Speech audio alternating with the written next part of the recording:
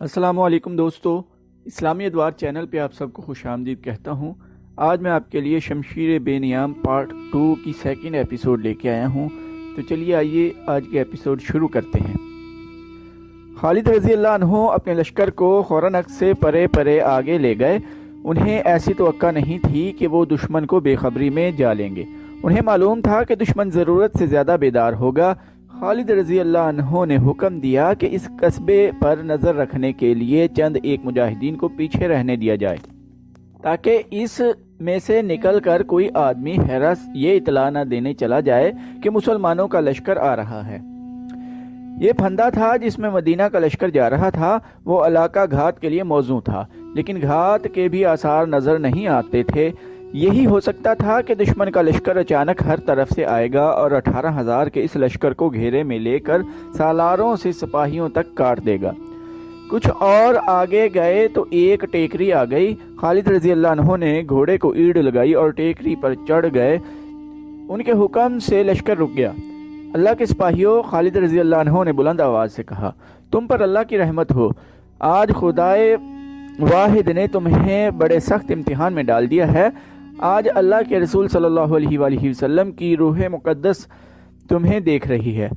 آج تم ایک پہاڑ سے ٹکرانے اور اسے ریزہ ریزہ کرنے جا رہے ہو۔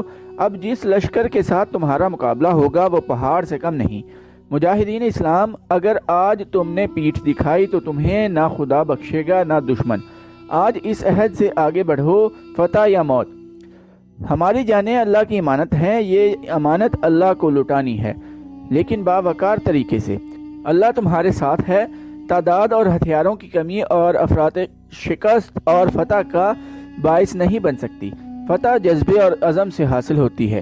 اس یقین کے ساتھ آگے بڑھو کہ رسول اللہ صلی اللہ علیہ وآلہ وسلم کی روح مقدس تمہارے ساتھ ہے۔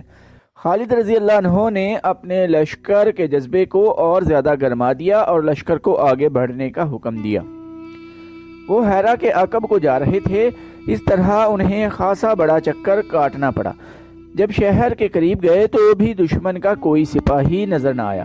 دیوار کے اوپر اور برجوں میں بھی کوئی نظر نہیں آتا تھا۔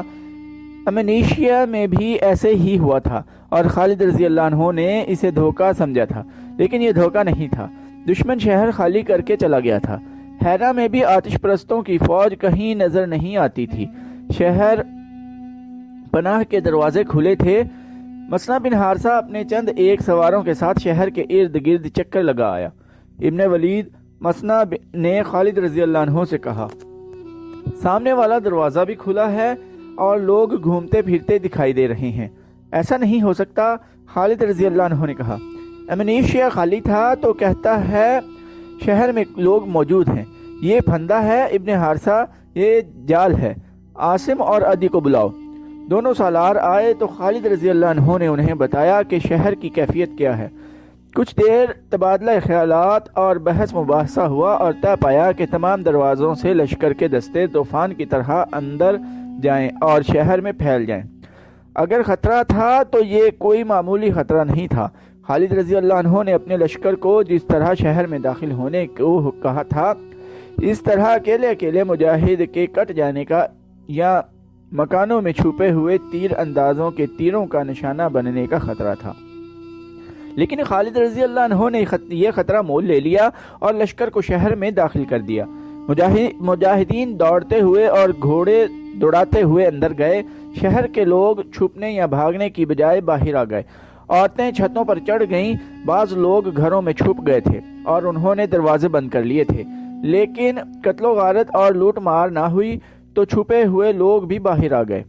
خالد رضی اللہ عنہ نے سارے شہر میں اعلان کرایا کہ جس گھر میں آتش پرستوں کے لشکر کا کوئی آدمی ہو اسے گھر سے نکال دو۔ کسی مکان سے ایک بھی تیر آیا اس مکان کو آگ لگا دی جائے گی۔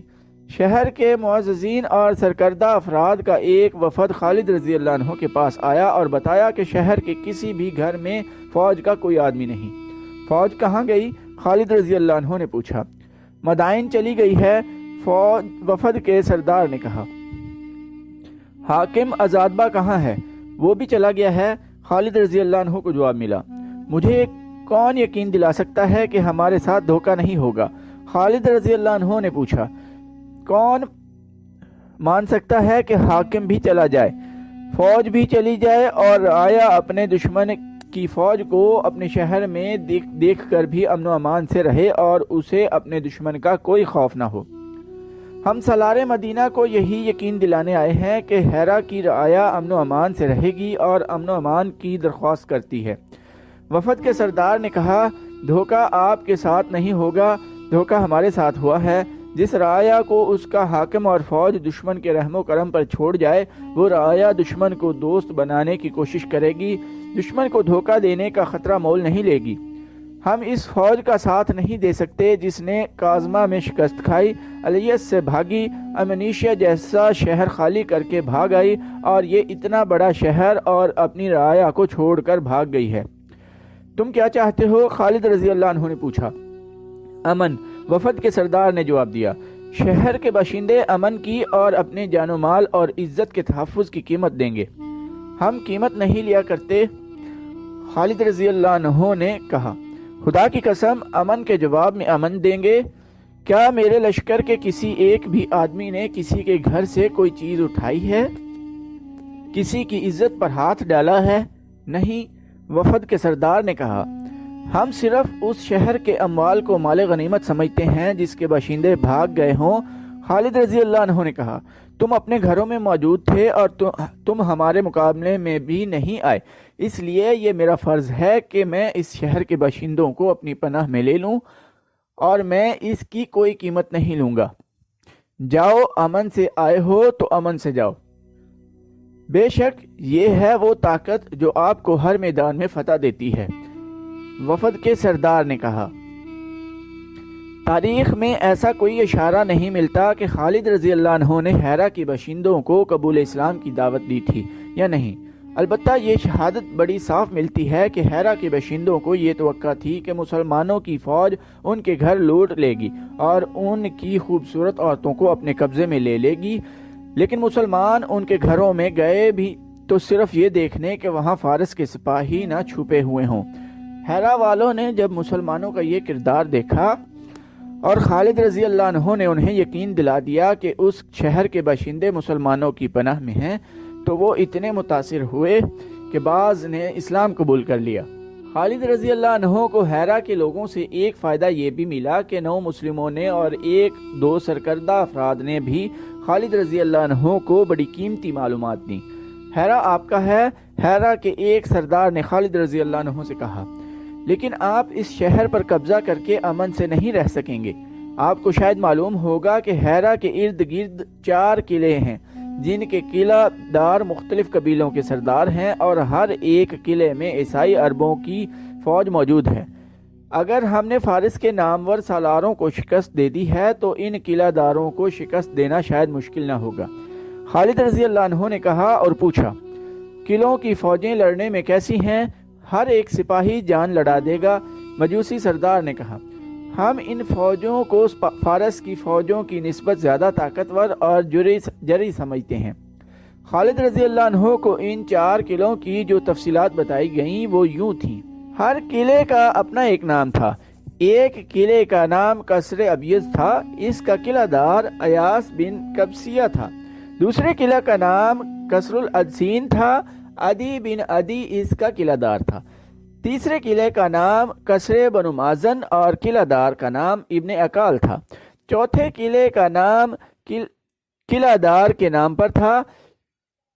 قلعے کا نام قصر ابن بکیلا تھا، جبکہ اس کا قلعہ دار عبد المسیح بن عمرو بن بکیلا تھا۔ خالد رضی اللہ عنہ نے اپنے سالاروں کو بلایا اور انہیں بتایا کہ ان قلعوں کو فتح کرنا لازمی ہے، ورنہ ہیرا پر ہمارا قبضہ نہیں رہ سکے گا۔ اسلام کی عسکری روح یہی ہے کہ جہاں سے خطرے کی بو آئے وہاں حملہ کر دو۔ دشمن کے چیلنج کو قبول کرنا اور تیاری کی حالت میں اس پر جا پڑنا اسلامی فن حرب و ضرب کی بنیاد ہے۔ اسی اصول کے تحت خالد رضی اللہ عنہ نے اپنے سالاروں کو بتایا کہ کون کس قلعے پر حملہ کرے گا۔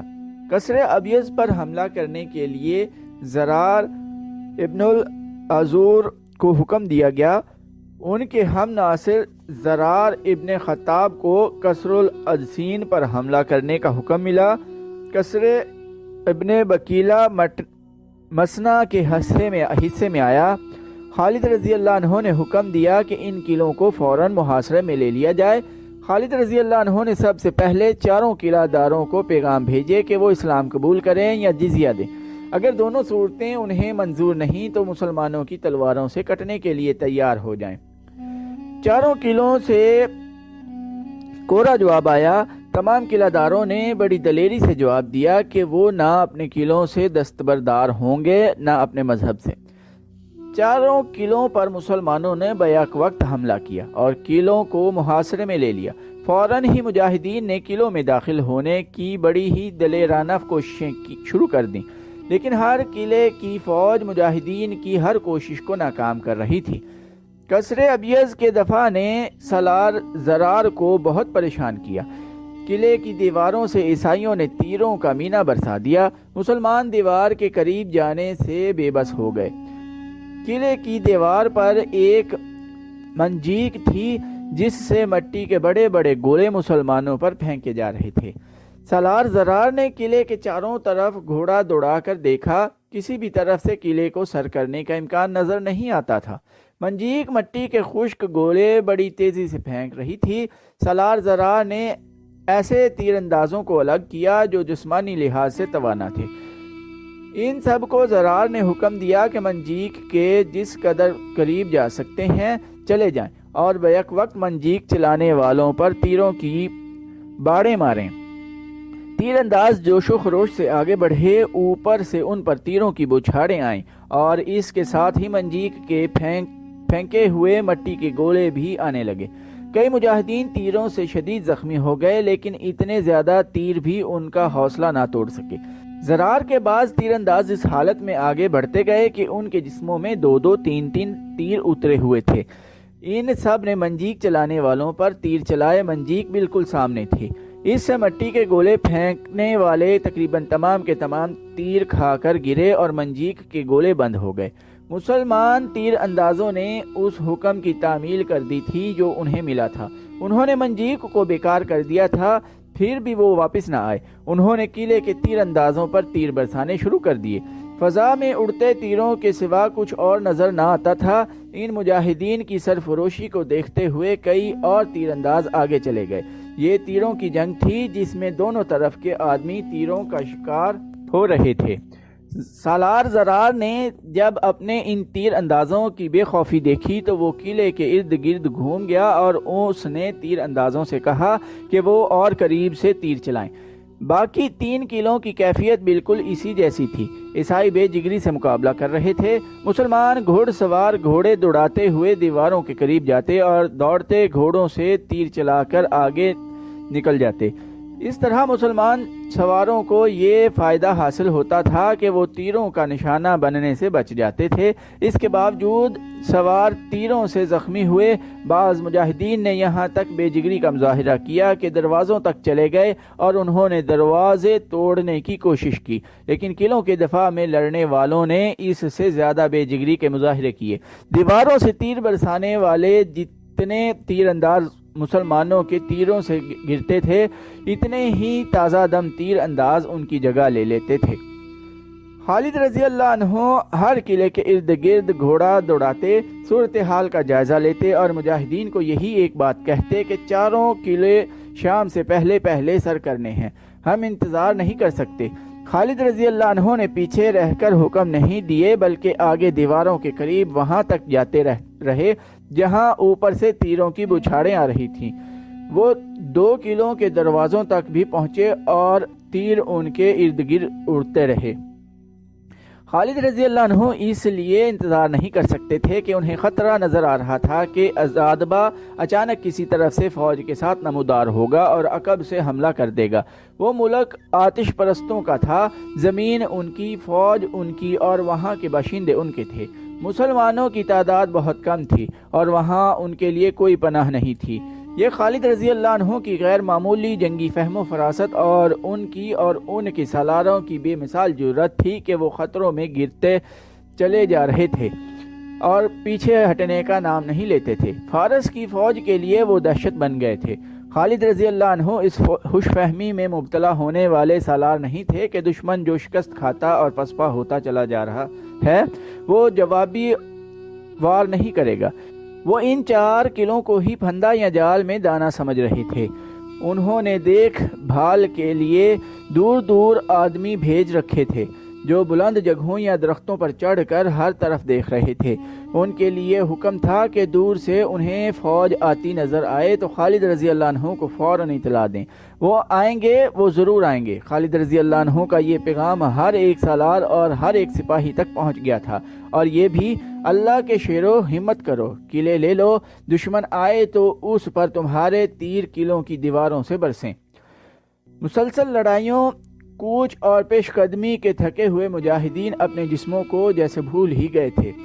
وہ اب روحانی قوتوں سے لڑ رہے تھے، ایک دوسرے کو پکارتے، ایک دوسرے کا حوصلہ بڑھاتے اور دشمن کو للکارتے تھے۔ ان کے تیر نیچے سے اوپر جا رہے تھے۔ تو دوستو، آج کی ایپیسوڈ ادھر ہی ختم کرتے ہیں۔ چینل کو سبسکرائب کرنا نہ بھولیے گا، لائک، کمنٹ اور شیئر بھی ضرور کیجیے گا۔ ٹائم دینے کے لیے شکریہ۔ اللہ حافظ۔